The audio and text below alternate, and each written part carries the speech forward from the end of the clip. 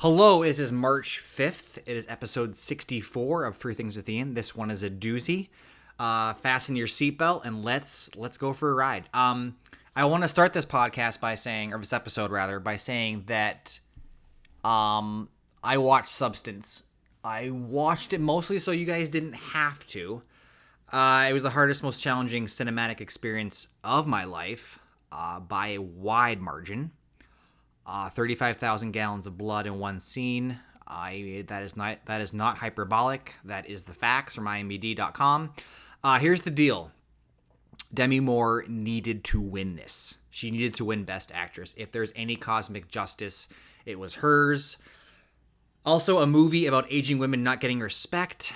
Irony much. Nothing. I'm not taking away anything from Mikey, the 20-something-year-old young lady who won for Honora, but just wanted to get on my soapbox. If you watch Substance, please let me know what you thought of it. It was grueling, physically and mentally, but I am glad I saw it. I have never seen a movie like that in my life. Anyway, let's get to weird advice I don't like is my first thing. I keep seeing this article everywhere from BuzzFeed to I don't know, weird places about podiatrists all of a sudden saying, caution, do not walk barefoot at home. And I'm thinking to myself, what in the holy heck is going on here? We had the Vibram shoe movement. We had this whole thing about making your foot tough by walking outside and strengthening the muscles and tightening your footbed and all this stuff. And now podiatrists, at least one guy named Phil, says our feet were actually designed for walking on softer, natural surfaces, not hard, polished ones.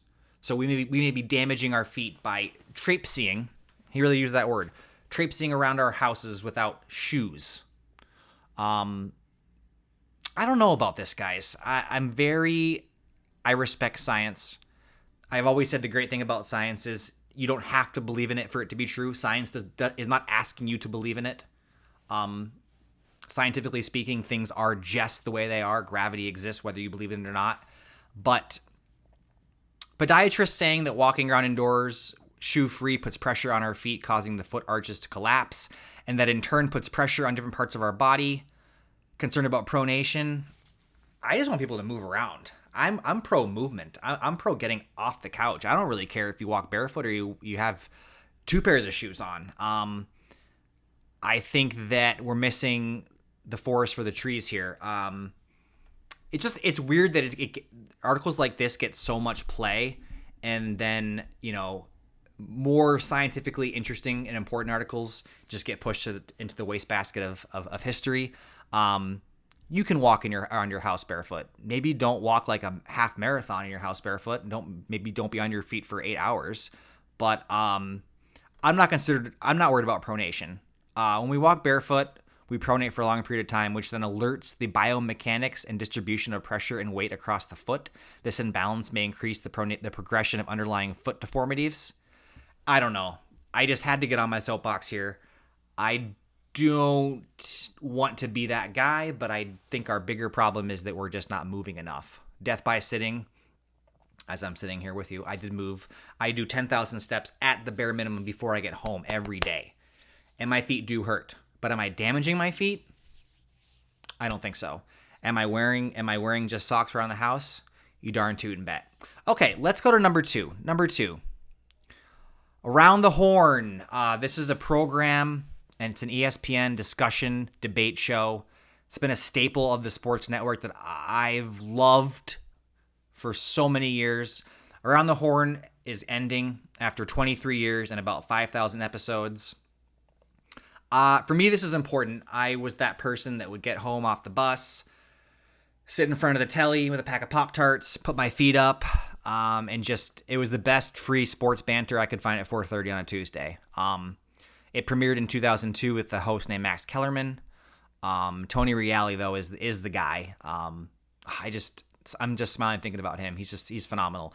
2 decades, which in the industry is a lifetime, right? Whenever I think of a lifetime, I think of the Star Trek quote where Data for like a millisecond wants to become a Borg, and he says, For me, it felt like a lifetime. Anyway, that's a different podcast for a different day. So basically, Around the Horn, it's an ESPN program. There's 4 panelists. They join via usually remote. They'd like call in. They're not usually in person. And basically, there's a group of people that discuss a current sports topic. So like, should the NFL change its playoff system? Who is the best NBA player right now? And the different panelists like weigh in, and then Tony Reali just gives them points arbitrarily. And so, based on how good or how much he agrees with their opinion and how much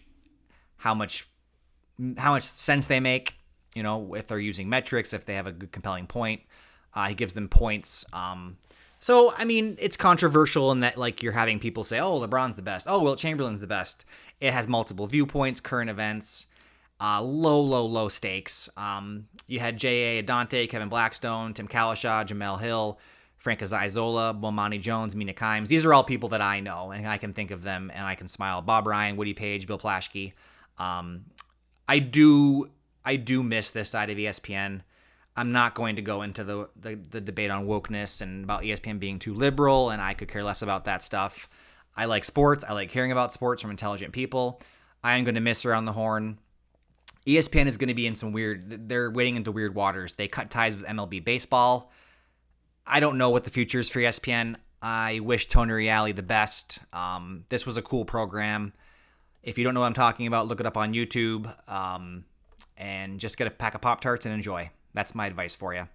Let's move on to topic 3 as I scroll on this document.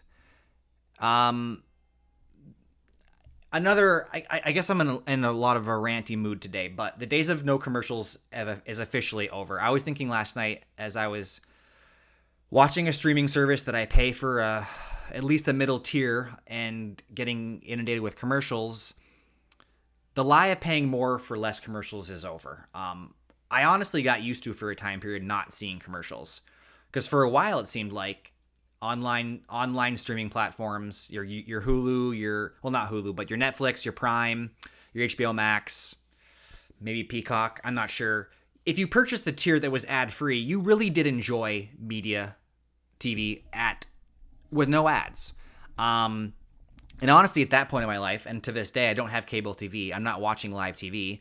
I got used to the luxury of not being bombarded to buy soap or cars or soapy cars. But those days are long over. I still get surprised. I'm in the middle of a movie, whether it's on Amazon Prime, and I get 2 minutes of commercials in the middle. I just don't have any interest in seeing commercials. I wish I could buy a pass that allowed me to bypass commercials. What's the price point going to be? I don't know. And then my other thing is, speaking of streaming platforms, streaming services, Roku and all that stuff, when I'm waiting for something that I want to see, like I want to see Wicked, I want to see Anora, I wanted to see The Substance, right? And I am incredibly patient, but I get a little antsy, and I always look at like, okay, could I purchase this? What's the price point at? For $24.99, you can buy a digital movie. For like $15, you can rent a digital movie. And I'm like, who's doing this? Are people really spending $25.99 to quote unquote purchase? There's no physical disc, right? It could be delisted. Is this a fair value proposition? What does ownership even look like? Do you own anything? I recently sold. I sold on Facebook Marketplace. I sold some Star Wars DVDs. And then I had a little bit of like a feeling like, was that the right decision? Because at any point in time, I'm paying for Disney Plus. Right now, I can stop this episode and I can watch any Star Wars program I want. And it's good quality, and it's Blu-ray to me. But at any point in time, I could lose the right to that. I could stop paying for Disney Plus. It could be delisted. You always see these purges where HBO just goes ahead and just purges thousands and thousands of hours of programming to save money.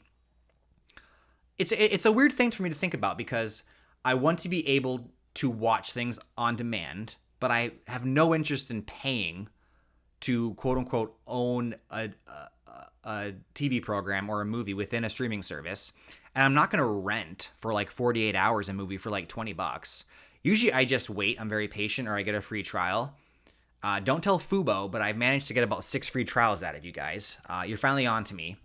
And then this kind of segues into the diskless. That's a very sensitive word to say. Video game systems where you can buy the PS5 with the disc drive, without. There are people that swear by buying the physical disc because then they have it, they own it. There was famously this online Lego World mobile, I don't know what it was called, and then like people bemoaned the fact that one day they just took it, they took it down. On the Nintendo Switch, there was a free game, free as in you paid for the online subscription. They just pulled it back. They delisted it. They plucked it off the digital shelf. It's no longer available. If you had that game, the actual cartridge, and you blew into it, you could still play it, right? So what does ownership look like? Are we moving in a world where the PlayStation 6 won't even have a disc drive? Because here's the truth about these new next-gen systems. Even with the disc, you're still downloading some percentage of the game onto the hard drive, and then the disc just gives you like access. It's that code that proves the point of contact that you purchased it, right? So I don't know. Are you a person that spends up to $30 to rent Dune 2 as opposed to just wait 2 months to see it not for free? I realize there's a price involved, but it's you pay for the $10 a month and you get it eventually, right? But are people still buying DVDs? What do DVD sales look like? They must be down. But as I say that, maybe I'm completely wrong. Maybe DVD sales last year were at their highest point. I don't know. Do you buy DVDs? Do you collect DVDs? Do they just gather dust? I don't rewatch things, but I know I'm in the minority when I say that. So anyway, lots to mull over, lots to think about. So around the horn, the golden age of ESPN is officially kaput. Today is not Tuesday, so I guess this is Wednesday where I am, so I guess that it's over. I didn't see the last episode. I'm giving you permission to walk around barefoot in your home. It's weird advice I just don't like. And then the days of no commercials are officially over. No matter how much you pay for what you thought was the privacy of not seeing a Lexus ad or a Body Spice ad, or not Body Spice. I don't know what Body Spice is. But anyway, that's what I got for you today. So anyway, I am delighted that you've joined me once again for 11 minutes and 24 seconds of madness, and I will see you all tomorrow.